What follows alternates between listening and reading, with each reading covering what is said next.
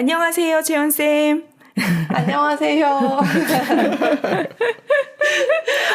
왜 이렇게 또 어색하죠? 그죠. 저희 얼마 만에 만난 거예요? 한 달? 거의 한 달? 네네.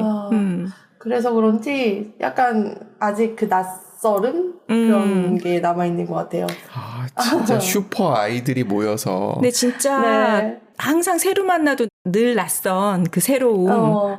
맞아요. 그게 특징이죠. 근데도 계속 만나는 거 보면 신기한 것 같아요. 어유 채원쌤이 하야 같은 은혜를 내리셔서 맞아. 기회를 주시는 그러니까 고마워요, 진짜. 더 칭찬하시기 전에 얼른 책 얘기로 넘어가 버릴게요. 네. 부끄러우니까. 네, 제가 오늘 준비한 책은요. 세상에서 가장 쉬운 본질 육아라는 육아책이에요. 혹시 들어보셨나요? 처음 들어봤어요. 본질도 들어보고 육아도 들어봤어요. 이 책 진아영 교수님이 쓰신 건데요. 이분이 이제 20년 정도 소아정신과 의사로 이제 수많은 아이와 부모들을 만나면서 되게 안타까운 마음이 많이 들었다고 해요. 보통 부모들이 아이를 잘 키우고 싶은 그 마음이 있잖아요. 근데 이제 그 마음은 다 똑같은데 사실 자식이 내 맘대로 되는 경우가 잘 없잖아요. 맞아요. 그래서 이제 그것 때문에 너무 힘들어하고 그러는 걸 보면서 부모들이 좀 더 마음 편하게 아이를 키울 방법이 없을까를 고민하다가 육아에서 정말 중요한 거는 몇 가지 없다. 요거만 지키고 제대로 하면 나머지에서는 힘을 좀 빼도 된다라는 거를 알려주기 위해서 쓴 책이 바로 이 세상에서 가장 쉬운 본질 육아라는 책입니다. 책이 총 4개의 파트로 이루어져 있는데요. 제가 요 4개를 전부 다 소개해 드리려고 했더니 중요한 내용이 너무 많은 거예요. 그래가지고 오늘 그 중에서 딱 첫 파트만 집중적으로 소개를 해드리고 이제 뒤에 있는 나머지 부분은 오늘 이제 저희 방송 들어보시고 나서 좀 관심이 생기시면 책을 이제 구하셔서 천천히 좀 읽어보셨으면 좋겠다는 생각에 오늘은 첫 번째 파트에만 집중해서 소개를 한번 해드릴게요. 네. 출판사에서 나오셨군요. 출판사 이름도 모릅니다. 네. 첫 번째 파트의 제목은요.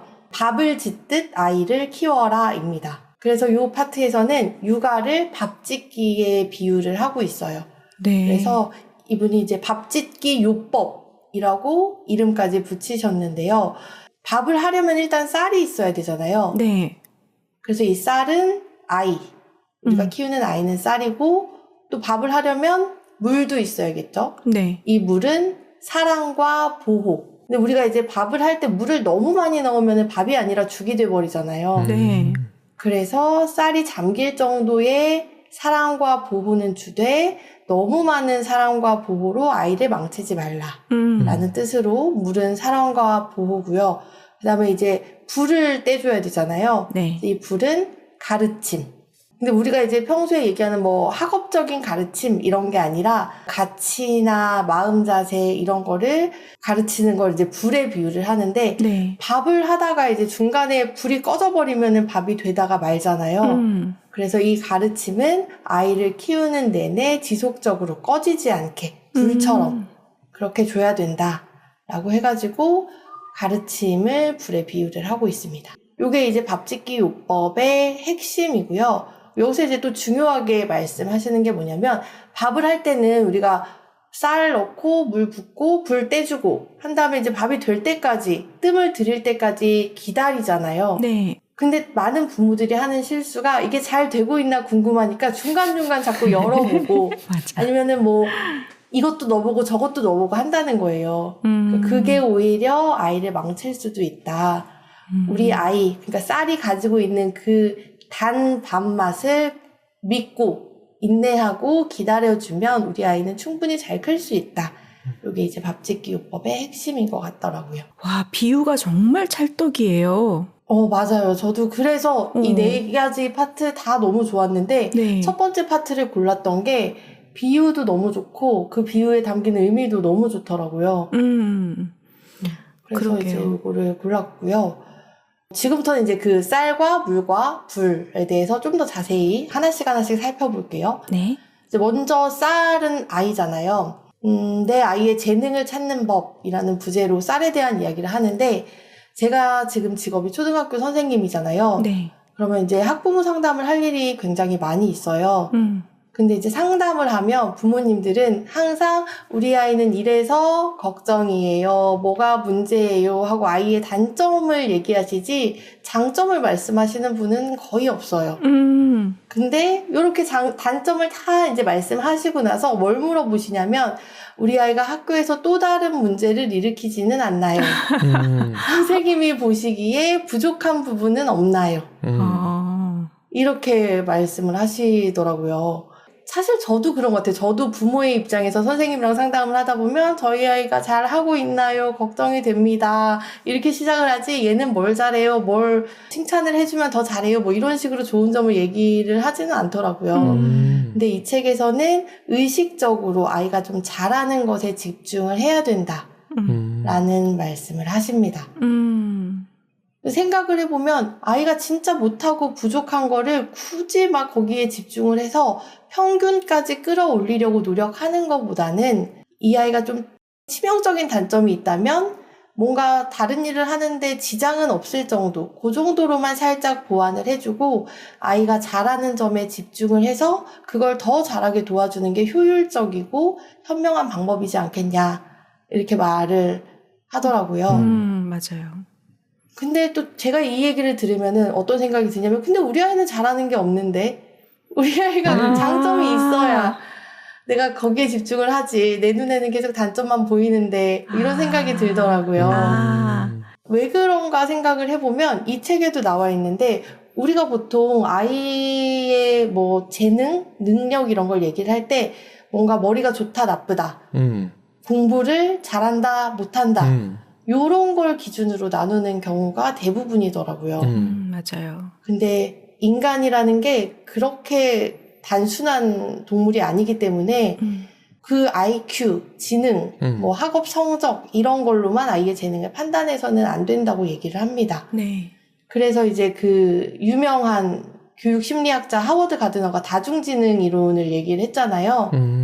그래서 그 가드너가 얘기한 다중지능의 8가지 종류가 있는데, 언어지능, 논리수학지능, 공간지능, 신체운동, 음악지능, 개인 내 지능, 대인관계지능, 자연주의적 지능, 이렇게 다양한 지능이 있으니까 네. 이 중에서 우리 아이가 어떤 쪽에 더 강한지를 살펴보고 그 잠재력을 키워줘라 라고 이야기를 하고 있어요. 근데 이때 이제 주의해야 될 게 있는데, 부모는 조련사가 아니라 조력자가 되어야 한다. 와우.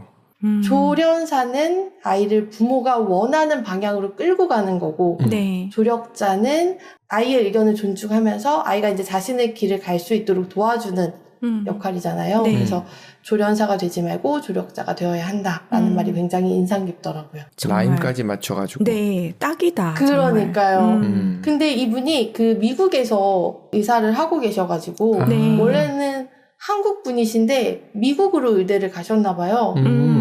그래서 20년 가까이 이렇게 사셔가지고 해바시 같은 데 나와서 뭐 강연하시는 걸 들어보면은 한국말과 영어를 막 섞어서 좀 하시고 한국말 할 때 조금 어색한 그런 느낌이 있거든요. 그런데 책에 라임을 이렇게 맞추셨더라고요. 힙합 필이 있으신 거죠. 또 유능한 편집자가 좀 도와줬을 수도 있고요. 네. 맞아요. 그럴 수도 있겠네요. 네. 그래서 여기까지가 그 쌀, 우리 아이에 관한 내용이었고요. 그 다음에 이제 두 번째로 물에 관한 이야기가 나와요. 네. 물은 이제 아이를 사랑하고 보호하는 것이라고 하는데, 여기에는 되게 이분이 요법이라는 말을 써서 다 이름을 막 붙이셨어요.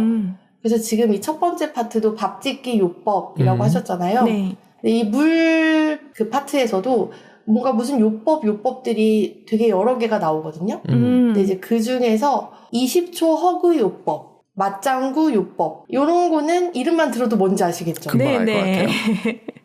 그래서 이런 거는 그냥 넘어가고, 호두까기 요법이랑 몸값 요법이라는 두 가지가 나오는데 요거를 소개를 해드릴게요. 먼저 호두까기 요법은 단점을 드러내라 라는 요법이에요. 보통 우리가 이제 자기의 단점을 잘 알고 있잖아요.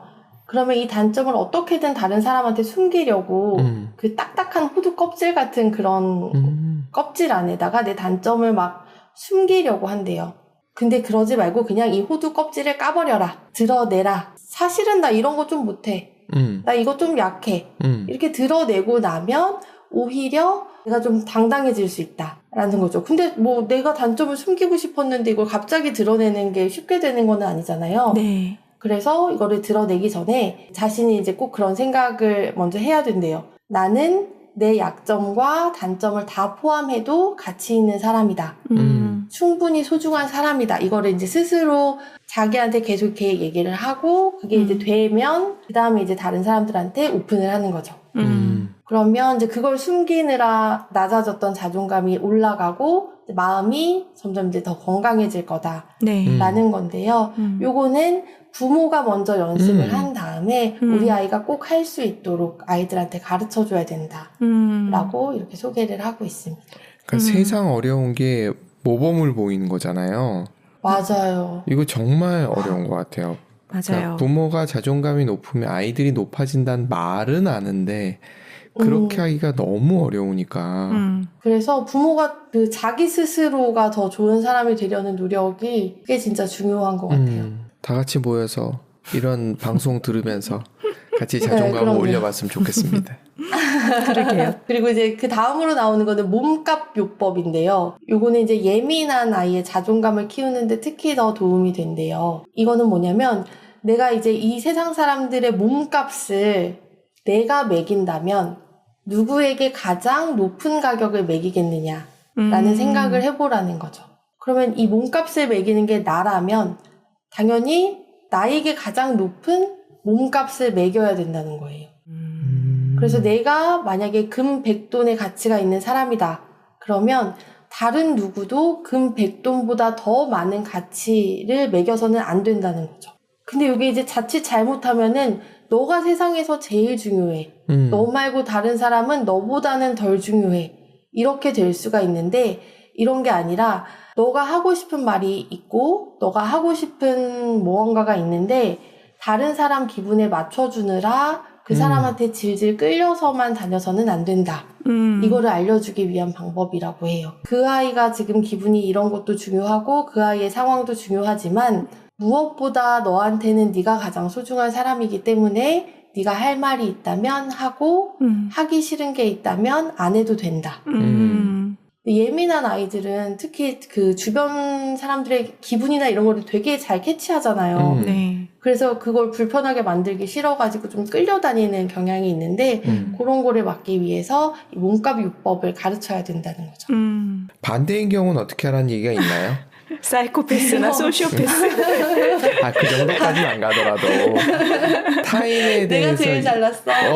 예민하지 않고 그러다 보니까 내가 중요하고 소중하지 하다 보면 사이코패스나 소시오패스까지는 아니더라도 자기 자신, 그러니까 이기주의, 개인주의를 넘어서는 이기주의로도 갈 수 있는 거에 대한 얘기는 안 해주시나요? 아마 이 부분에는 없었던 것 같아요. 그런데 뒤에 이제 그 쌀, 물 다음에 불이 나오잖아요. 네. 불이 이제 아이에게 가르쳐야 할 가치나 마음 자세 이런 건데 거기에 이제 다른 사람을 배려해야 한다 뭐 이런 걸 가르쳐야 된다는 내용이 나옵니다.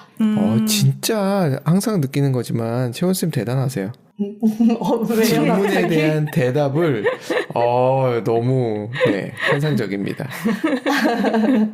그리고 이제 마지막으로 불, 가치랑 마음 자세에 대해서 한번 알아볼 건데요. 사람마다 사실 가치라는 거는 추구하는 게 좀 다르잖아요. 부모마다 아이에게 심어주고 싶은 가치가 다 다를 수가 있는데 이 책에서는 우리 아이들한테 꼭 가르쳐야 될 가치를 4가지로 추려서 소개를 하고 있어요. 첫 번째 가치는 신뢰성입니다. 항상 행동과 말을 옳고 진실되도록 해라 라는 거를 가르쳐야 된다는 거고요. 두 번째 가치는 책임감과 성실함. 너가 맡은 일이 있다면 그거는 최선을 다해서 열심히 해야 된다. 단 너가 좋은 결과를 내기 위해서 수단과 방법을 가리지 않고 해서는 안 된다. 결과보다는 과정이 중요하다. 요거를 같이 가르쳐야 된다고 하더라고요. 그리고 세 번째 가치는 기여인데요. 요거는 자신의 재능을 가지고 자기가 속한 집단이나 타인에게 뭔가 도움이 되는 일을 해야 된다. 요거는 근데 뭐 크고 거창한 일만 얘기하는 게 아니고 뭐 글을 쓰는 사람이라면 자기가 좋은 글을 쓰는 것만으로도 세상에 기여를 하는 게 될 수 있잖아요. 네. 요런 기여를 얘기한다고 하더라고요. 그래서 어렸을 때부터 너가 이제 같이 우리가 밥을 먹는다면 밥상에 밥 숟가락 놓는 것 정도, 요 정도의 일을 하는 것도 너가 기여를 하는 거다라고 해서 자꾸 연습을 시키고 네. 가르치라고 강조를 하고 있습니다. 그리고 이제 마지막은 배려인데요. 이게 아까 말씀드렸던 어떤 일을 하든 다른 사람의 상황도 생각을 하고 다른 사람한테 피해를 줘서는 안 된다. 이런 거를 가르쳐야 된다고 합니다. 쭉 들어보면서 느낀 게 네. 함께 사는 방법을 가르쳐라 라는 쪽으로 그렇죠. 느껴지네요. 맞아요. 그러니까 자기 자존감을 지키면서 다른 사람과 더불어서 함께 살 수 있는 방법을 가르쳐라. 이런 이야기를 쭉 하고 있는 것 같아요. 정말 필요한 얘기라는 생각이 드는 게 최근에 뭐 다 그러신 건 아니지만 학업 성적을 위해서는 모든 거를 신경 쓰지 마라. 방법을 예, 맞아요. 가리지 말고 네. 그런 식으로 된 게 되게 안타까운 느낌을 많이 주는데 딱 그 부분을 이야기를 해주시네요. 함께 살 때 이런 건 서로 신경을 써줘야지 이러지 않으면 제 식으로 얘기하면 친일파 된다. 이런 식의 느낌이 드는 것 같아요. 그러니까 사람의 신뢰도 깨고 책임을 지고 성실했다라고 얘기할 수 없고 기여가 아니라 약탈인 거고 배려가 아니라 뒤통수치기니까 그러면 안 된다라는 가르침은 꼭 줘야 된다. 그럼 그분들은 그런 가르침을 못 받았다라는 생각이 드네요. 네. 한쪽으로 몰아가면서 그렇죠. 제 마음이죠, 뭐. 네. 네. 저는 김PD님 이렇게 생각하시는 거 너무 좋아요. 항상 긍정적으로 생각해주는. 그래서 제가 봤을 때 채원쌤 학생들이 채원쌤을 사랑하는 것이 아닐까. 그래서일까요? 미모 때문이라고 생각하시나요? 네, 전 당연히 그거라고 생각했어가지고. 죄송합니다. 제가 해석을 잘못했네요. 네.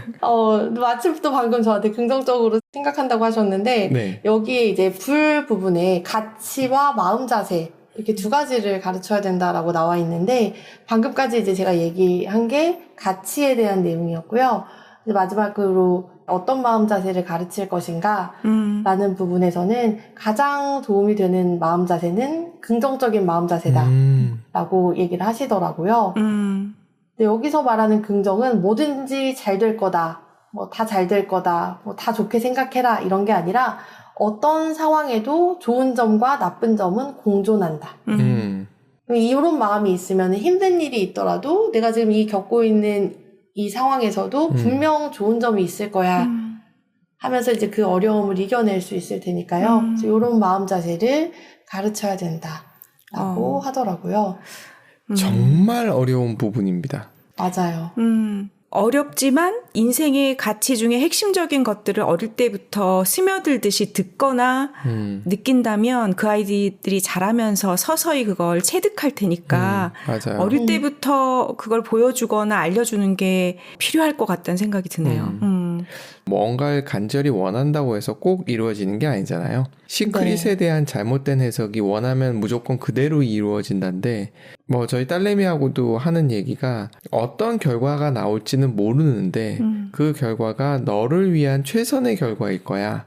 결국은 어떠한 상황이 내 앞에 오더라도 해석이 중요하다라는 얘기를 하잖아요. 그렇게 해석하는 게 긍정적인 마인드가 아닐까라는 생각이 좀 드네요. 저도 이분을 처음 알게 된 게 우연히 세바시 강연 하시는 거를 봤어요. 네. 그 전에는 아예 모르다가 그거를 이제 보고 너무 빠져들어가지고 이분 책까지 읽게 된 거였거든요.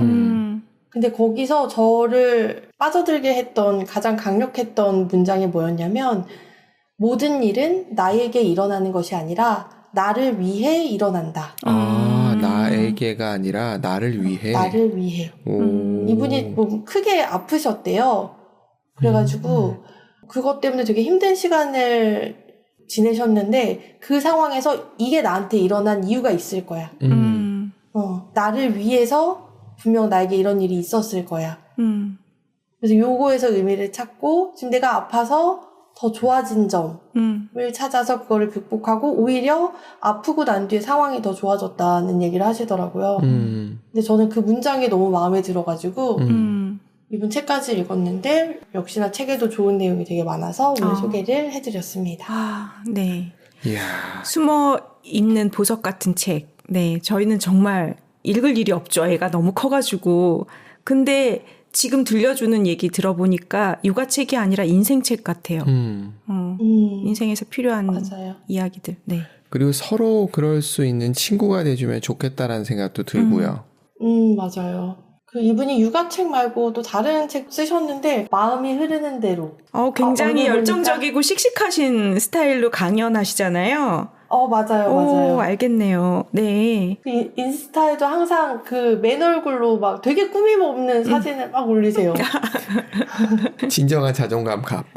네, 저는 꿈이 큽니다. 근데 아이들에게 긍정적인 이런 영향력을 주는 것이 쌤의 꿈이 아니셨을까라는 생각을 제 마음대로 생각해 봅니다. 맞아요. 처음에 이 일을 시작할 때는 네. 그런 꿈이 있어서 정확하게. 진짜 뭐 신내림 받으셨어요, 오늘? 오늘 왜 이렇게 제 마음을 다 아시지? 아, 채원쌤은 그냥 있는 그대로 투명하신 분이세요. 아, 그래요? 네. 어쩐지 사람들이 제가 조금만 기분이 나빠도 다 캐치를 하더라고요. 무슨 일 있어? 처음에 얘기했던 호두깎이 요법? 여기서도 그런 얘기가 있었던 거잖아요. 너무 나를 보호하려고 하게 되면은 결국은 그것 때문에 나도 숨을 못 쉬고 그러면서 무너지는 거잖아요. 맞아. 그런 생각도 드네요. 지금 말씀하시는 거 들으면서. 정말 이대로 사시고 계시네요. 그러게. 제가요? 네. 저는 정말 아주 두꺼운 그 호두 껍질 안에 숨어있나 봐요.